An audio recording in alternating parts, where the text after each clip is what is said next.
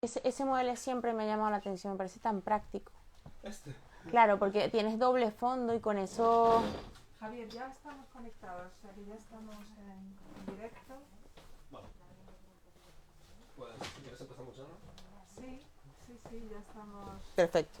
Estamos viendo a muchos amigos de la librería Alberti que se están uniendo.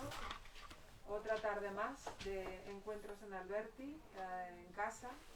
Y bueno, pues buenas tardes, muchísimas gracias a todos. Como cada tarde hacemos una pausa en los trabajos, en las labores de la librería para hablar de libros con amigos y bueno, teníamos hoy esta presentación con el nuevo libro de Carina Sainz de Borgo, El tercer país, que acaba de publicar la editorial Lumen.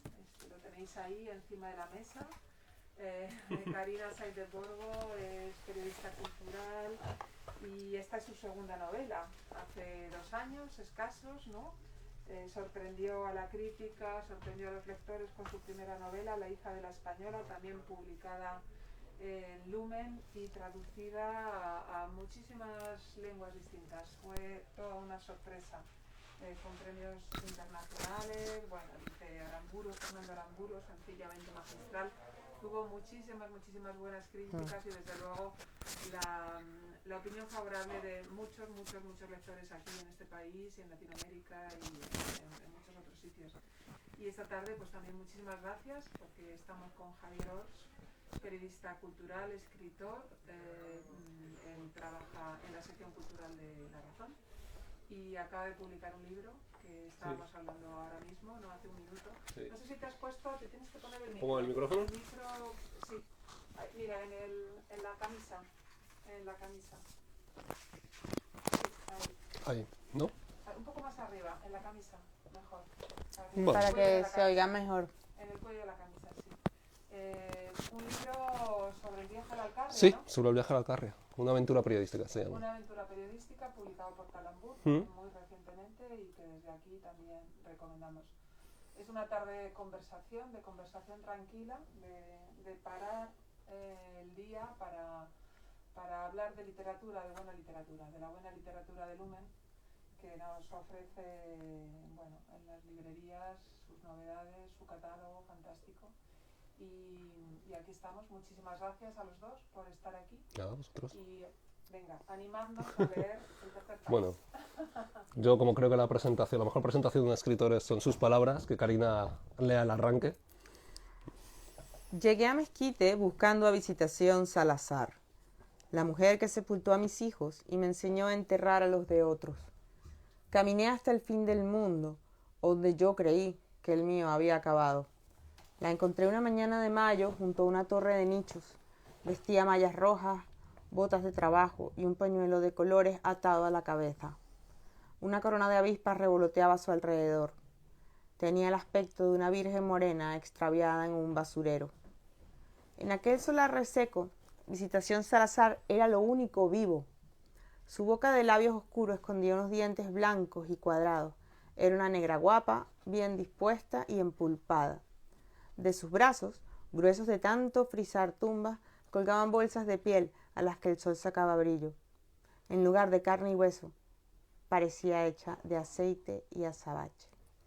Muchas gracias a la librería Alberti, a Lola y por supuesto a Javi por acompañarnos esta tarde para hablar del tercer país. Voy a dejar el ejemplo. Déjalo por aquí, sí. Bueno, yo te quería preguntar, vamos a plantear esta presentación como una entrevista, ¿no? Entonces, me gustaría que me contaras un poco dónde te encontraste con Visitación Salazar, de dónde surge ese personaje, ¿no? Casi que te diría que en sueños. Casi.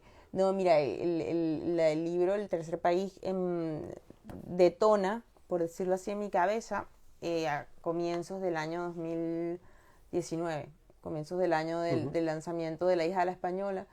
Llegó a mis oídos una historia de una persona que se dedicaba a enterrar en una zona fronteriza a aquellos viajantes, viandantes, migrantes que morían en el camino, que no tenían cómo conseguir una sepultura. Era lejos, esta frontera era lejos, pero aproveché que empezaba la promoción de La hija de la española y me moví hasta allá. Estuve conversando y estuve en el entorno y como continuaron una serie de viajes seguí y continué buscando en otros sitios, en otras fronteras, en otras sensibilidades. Encontré muchísimos datos en México, muchas cosas en México, en Centroamérica, y a partir de ahí surge el Mezquite, ¿no? O el tercer país, que es como se llama el cementerio, que regenta Visitación Salazar, y al que acude Angustias Romero con sus 2 hijos muertos, unos bebés, unos mellizos 7 mesinos, que mueren en el camino de una huida, y ella llega con ellos en cajas de cartón para enterrarlos. Bueno, qué decir, vamos a explicar antes que el tercer país hay un pueblo, se llama Mezquite. Es un pueblo que está entre la llanura y la montaña, ¿no? Es un pueblo fronterizo y es un pueblo al que llegan los emigrantes huyendo también de algo tan peculiar como una peste que borra la memoria, Sí. Y que por tanto extiende el olvido. Esto es una cosa muy llamativa, este es justo el arranque del libro, porque me gustaría que me contaras esta peste que resulta tan simbólica, ¿no? Sí.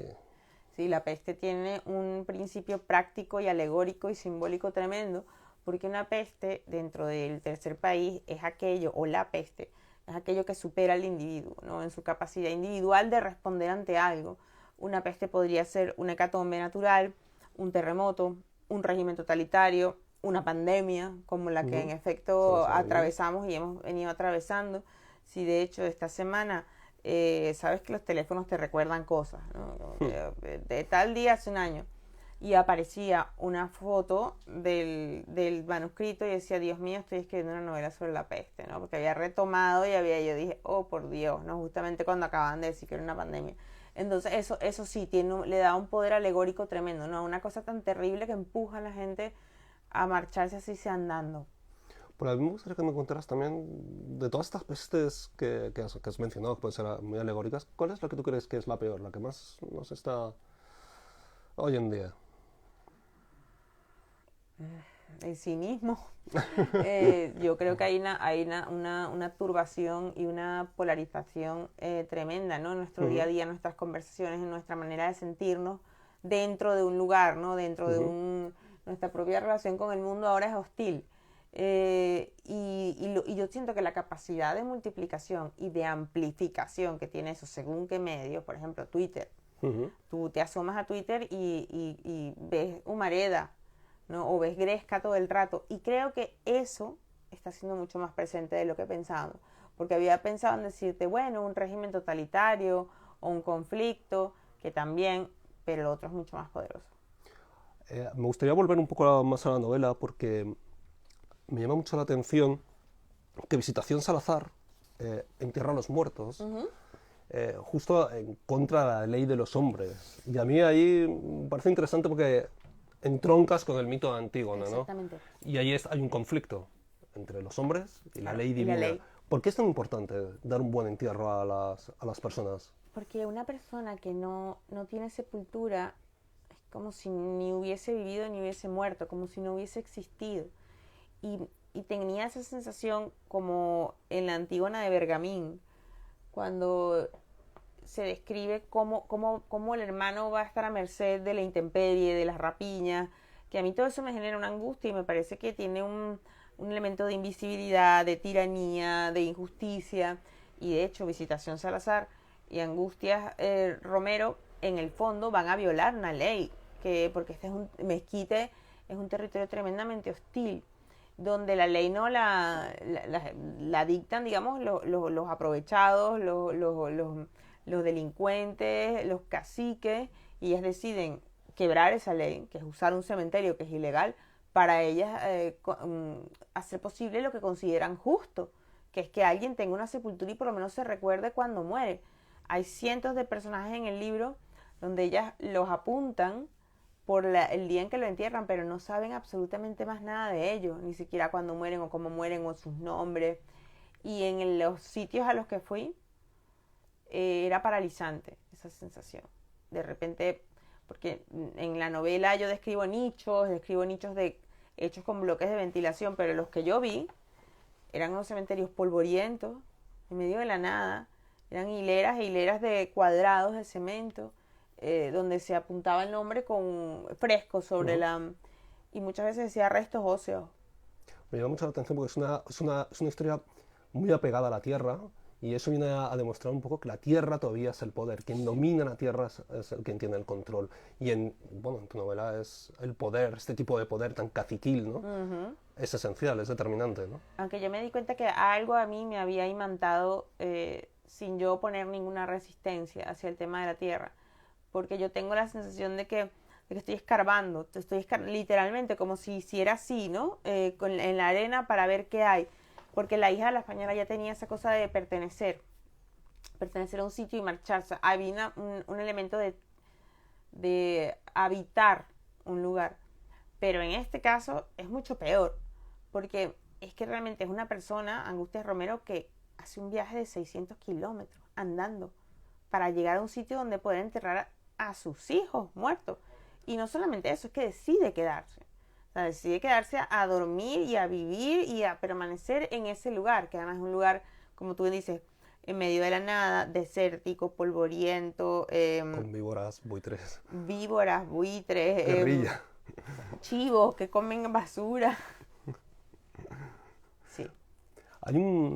Con Aurora precisamente lo que haces perdón, con Angustias, lo que haces es introducir precisamente la maternidad. Sí, claro. Ese es un tema que parece que es uno de tus temas preferidos, ¿no? ¿Por qué? Buena pregunta. Yo tengo la sensación de que la maternidad en general atañe a la biografía de una persona, pero también implica un cambio en tu forma de vivir. Es decir, es una cuestión que afecta tu visión del mundo de manera permanente. O sea, por lo tanto, a mí me parece que es un episodio trascendental. Y justamente por eso tiene tanta resonancia. En una madre tú puedes meter afectos colectivos, puedes meter una visión política de determinada sociedad. Por ejemplo, uno ve en el libro, Angustias Romero es una madre sufrida, no es una madre que tiene que atravesar ese luto tremendo, y ves a Visitación Salazar, que también es madre, pero que es lo opuesto, ¿no? Sus hijos ya están grandes, ella como que está todo el tiempo en una celebración perpetua de estar viva, mientras que Angustias vive su maternidad como un duelo. Y justamente hay una parte de la novela, ya casi al final, donde ellas están en una maternidad y hay un personaje masculino que dice que tiene un hombre que decir y que hacer, ¿no? En una maternidad cuando mujeres dan a luz. Mientras todo esto ocurre, suenan todos los gritos de las parturientas en el pasillo, decía como si fuera la misma mujer gritando dolor desde hace siglos, ¿no? Entonces eso yo no lo puedo controlar, ni siquiera soy capaz de verbalizarlo de una manera especialmente lúcida, pero sí me sale solo al escribir, o sea, me sale solísimo. Y no porque tenga un interés o porque yo quiera reivindicar un determinado feminismo más beligerante de una nueva ola, sino porque la sociedad en la que yo crecí tenía la impronta de una madre coraje. Ahí no había elección. O sea, las mujeres tenían dentro de casa un poder que no podían utilizar fuera. Entonces, claro, era esta idea de los padres que se marchan, de las familias deshechas, que a su manera el núcleo familiar de Angustias Romero reproduce esa idea, con el marido enfermo que huye. Pero hay otro tema también interesante que es el desarraigo. Y eso es un tema que también tocas en la anterior novela, ¿no? Ahí tienen puntos en común, ¿no? Lo llevo puesto ese tema. Nada más que tocarlo lo llevo puesto. O sea, te lo he sacado, pero no sé. Sí, lo llevo puesto y creo que no me lo puedo quitar. Porque incluso, aún planteándome una historia, antes de empecé a escribir una historia como jocosa y muy cruel y es una comedia. Y eran todo un montón de desarraigados también, ¿no? Gente que no encuadra, que no cuaja. Y en mi caso yo creo que tengo una circunstancia personal, biográfica, que hace que yo esté siempre mirando hacia atrás, ¿no? Porque yo solía estar en un país que existía, pero han transcurrido 15 años y sigo teniendo la misma sensación, ¿no? Y la misma perplejidad. Pero ahí es un tema curioso, porque el tema de quiénes somos, el tema de la identidad, de dónde venimos, quiénes son nuestras familias, qué es lo que hemos dejado atrás, es un tema que es universal. Es un tema muy actual, pero que sí, claro, siempre nos hemos preguntado por él, y que ¿no? nos vertebra, además que nos vertebra. Yo creo que no hay un solo personaje que no cuestione dónde está y qué ha venido a hacer, de dónde viene, qué recuerda, quién fue, quién ha sido, qué va a pasar. me reían estos días, reír con comillas simples, leyendo Tomás Nevinson, porque María, la nueva novela de Javier Marías, porque él tiene la obsesión de Nabokov. Él siempre está recordando qué pasó, cómo fue el recuerdo, qué hice, realmente fue así, el paso del tiempo. Él está perpetuamente buscando el lugar que ocupan sus personajes en determinado tiempo, y eso de alguna manera tiene que ver con la construcción, ¿no?, de una identidad. Me gustaría volver a Visitación Salazar porque hay un tema, estamos hablando de la violencia, de la crueldad, del exilio, pero hay un tema interesante que subyace en el personaje de Visitación Salazar, que a veces no se subraya bastante, pero creo que es importante. Es el de la compasión, sí, el de la piedad. Y me da la sensación, a lo mejor me equivoco, que tus novelas tienen una superficie, es como un poco, si me permites la analogía, es como esos cuadros mitológicos que hay en las pinacotecas, que tienen unas escenas durísimas, y cuando te preguntas por qué son así, es porque luego el pintor lo que quiere es que empatices con el dolor de los personajes. Y me da la sensación que tu novela tiene este barniz, ¿no? De un verbo muy bien elegido, ¿no? Un adjetivo muy duro, pero que luego, a través de personajes como Visitación, precisamente puedes empatizar, ¿no? Te puedes dar cuenta de que hay sentimientos, ¿no? Como por ejemplo la compasión. Sí, ¿no? Visitación es una fuerza de la naturaleza y es incontrolable. O sea, como personaje, a mí me resultaba incontrolable cuando me lo planteé. Avanzar con ella a lo largo de la historia imponía cierta tempestad, porque ella es un ser tempestuoso. Y de hecho, lo que tú dices es cierto, ella tiene una capacidad de sentir compasión y de ofrecer piedad que no le ofrece el entorno. O sea, la está persiguiendo un matón con un montón de perros, la está persiguiendo un alcalde corrupto, la está persiguiendo un cacique, la están persiguiendo irregulares. Todo el mundo sabe dónde está. La ven con su camioneta cruzando todas las tolvaneras y todo Mezquite. Ella está visible, ella es una presa. Y sin embargo eso no para nada, ni la acobarda. Y sí es cierto que hay algo que te agradezco mucho el tema mitológico, porque el territorio del tercer país es ficticio. Y todo, el territorio, todos los personajes, y hay una gran cantidad de alusiones mitológicas escondidas. Hay un pueblo que se llama Cosito, que es como uno de los tantos ríos del Hades, o la propia Estigia, la madre de un personaje también, tiene esa cosa trágica. La misma idea de la serpiente, está ahí todo el rato dando vueltas como una alegoría. A veces aparece como Coatlicue, como la deidad esta mexicana, pero a veces aparece como los junguianos, que lo interpretan como transformación. Entonces, claro, lo que hice fue dedicarme a construir un entorno que estuviera lleno de pistas y que sintieras eso, que estás como en un mundo que se movía. Hay un personaje que además tiene una frase terrible, y es que me temen y con eso basta, que es Alcides, justamente, Abundio Alcides. Es un cacique terrible. Sí, y de hecho, Abundio, en las primeras versiones de la novela tenía un poder tremendo y aparecía en exceso, pero en exceso. Yo terminaba un poco empachándome de él. A medida que fue pasando el tiempo, fui puliendo y haciendo cada vez más fuertes angustias y a Visitación, y al final ellas se terminan imponiendo. Y Abundio lo que es la ley del más fuerte, ¿no? La ley de la tierra, ¿no? Porque además es un matón, un corrupto, un resentido, una mala persona, un asesino, un cómplice, y alguien que sabe utilizar a quienes tiene a su alrededor para su beneficio propio. Hay una escena con Críspulo Miranda, un personaje que ha dado mucho de qué hablar en mi entorno, por el nombre, porque el nombre existe, ese nombre sí es real.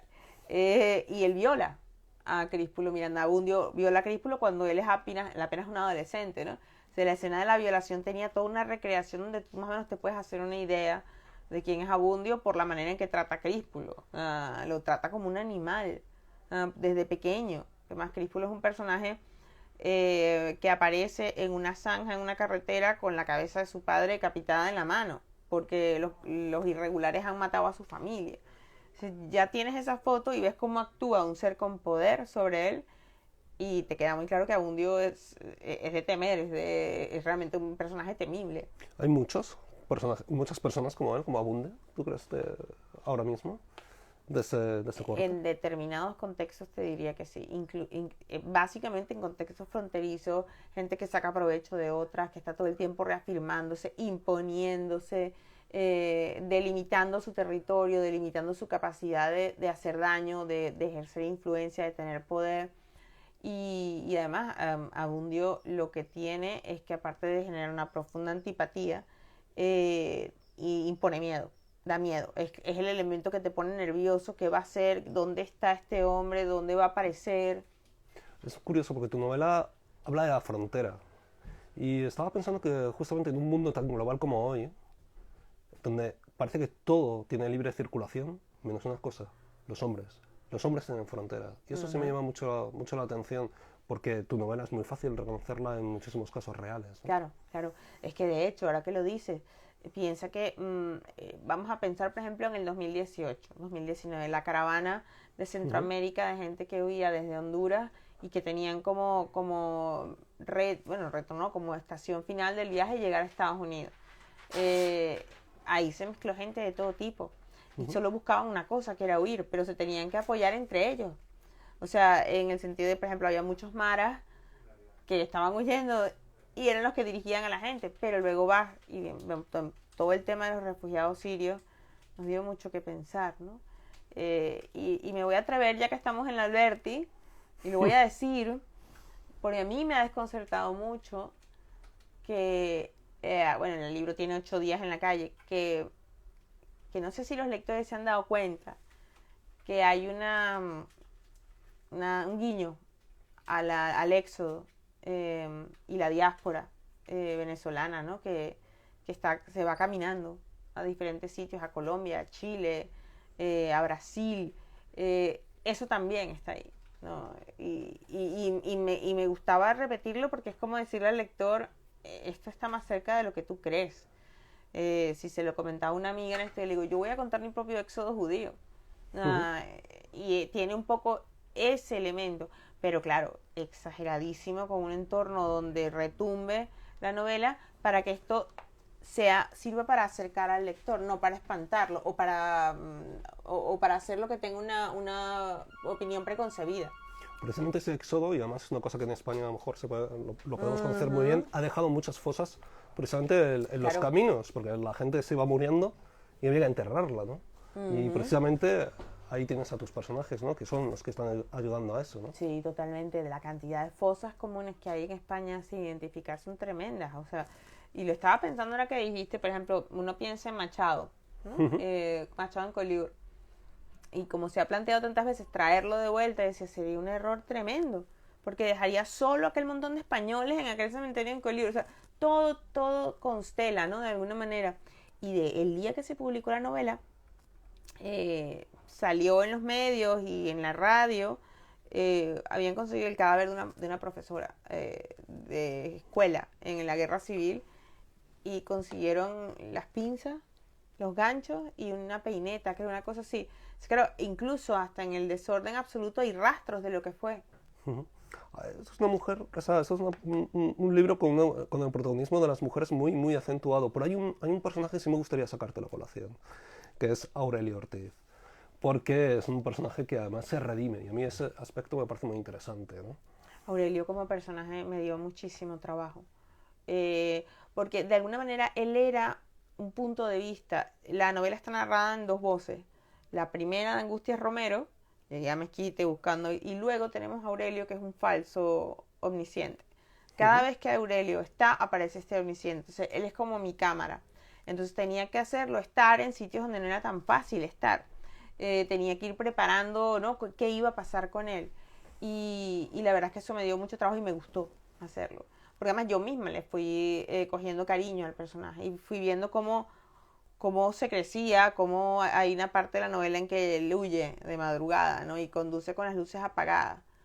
Y claro, él está aterrado. Pero me gusta por eso, porque con su miedo y con su temor y con su carácter blando, consigue sin embargo hacer y reponerse de la gran... de lo oprobiosa que es su gestión como alcalde, porque es un alcalde enchufado, lo han puesto ahí, ¿no?, para que venda gente en la frontera, cosa que hace muy bien. pero claro, a partir de un punto de la novela, él decide redimirse. Él quiere que sus hijos lo miren con respeto, que su mujer lo mire con respeto, quiere dejar de ser el sátrapa y el colaboracionista que ha sido. Hay un tema que me gustaría sacarte, y es porque muchísima gente te ve ahora con el libro El tercer país, vienes del éxito de La hija a la española, y algunos se pueden preguntar si es muy difícil afrontar una segunda novela, ¿no? ¿Y qué es lo más duro de afrontar después de un éxito como La hija a la española? Mira, si lo es, yo no fui consciente de ello. Uh-huh. Primero porque en cuanto ocurre todo el tema de la hija, que salta todo el tema de la feria de Frankfurt, y eso fue en octubre, en un viaje además que tú y yo hicimos juntos, una persona a la que quiero muchísimo me dijo, vete con algo, vete escribiendo ya algo, no te vayas a ir de promoción sin nada en las manos. A los 15 días me conseguí con otra persona también muy querida que me repitió lo mismo, y yo me puse a escribir otra historia. Cuando llegó la historia que te conté en comienzos del año a mí, dije, no, que se acabó, me voy. Y de hecho, esta novela se empezó a escribir en un viaje, o sea, fue escrita continuamente en viajes. La empecé a escribir en Brasil, luego seguí Brasil, Perú, en Italia empezó el arranque en serio en verano, cuando ya había hecho todas las notas, había transcrito todo, y terminé, la acabé en Coñac, en noviembre del año pasado. Okay. Entonces dije, ha sido la novela más viajera y por lo tanto con mayor instinto de supervivencia. El resultado, yo sí tenía algún temor de que fuera una novela en ocasiones irregular, pero creo que el trabajo fue tan consciente y tan de filigrana que creo que el resultado fue correcto. Claro, yo no era consciente de eso. Por supuesto que me entraron los nervios, faltando 15 días, una cosa así, cuando un poquito más, que ya me empezaba como de uy, que ni siquiera veía la maqueta, porque si veía una errata sabía que me iba a tirar por la ventana, y yo vivo en un bajo. Entonces, claro, sí, eso está, pero yo creo que fue mucho menos grave de lo que yo me lo esperaba. Juan Gómez Jurado me dijo algo así como que la segunda novela es la peor, la que va peor en lectores, la que a nadie le gusta, la peor en crítica, y yo creo que se ha equivocado. En mi caso creo que se ha equivocado. Es una novela muy trabajada, muy cuidada, de hecho. ¿Qué es lo que más te costó? El tiempo, el ritmo. La novela está escrita en secuencias mucho más breves, frases mucho más cortas, mucho más contundentes. Todos los capítulos terminan en alto, o casi todos como en... Y releer eso una y otra vez hace que pierdas como el sentido de la orientación. Y tú dices, esto ya lo he leído, no lo he leído. Tanto papel impreso y manuscrito, tanto de María Fase, mi editora, que ella suele plantear siempre las correcciones por escrito, como yo, que volvía a imprimir y volvía. De hecho, que estos días estaba ordenando el estudio y era como una caja de papeles y yo dije, oh Dios mío. Y dije, no, creo que lo voy a reciclar directamente porque no tiene ningún sentido que me quede con eso. Y claro, hubo un trabajo muy de ampliar el foco al detalle.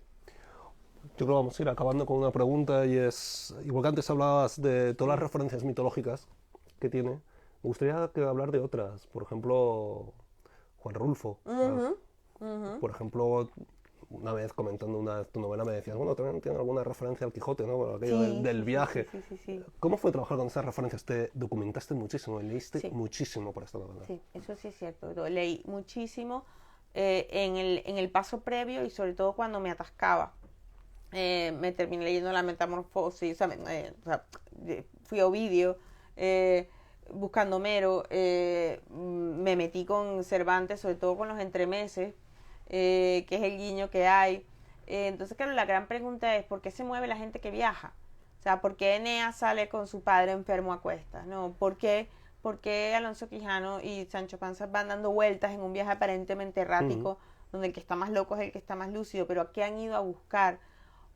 La Vuelta a Comala, ¿no? La Vuelta a Comala es el gran arranque. Además, esa novela, yo me había leído Pedro Páramo cuando llegué a esta hermosa ciudad, hace 15 años. Me acuerdo que lo saqué de la Complutense, de la biblioteca de la Complutense, y me quedé así.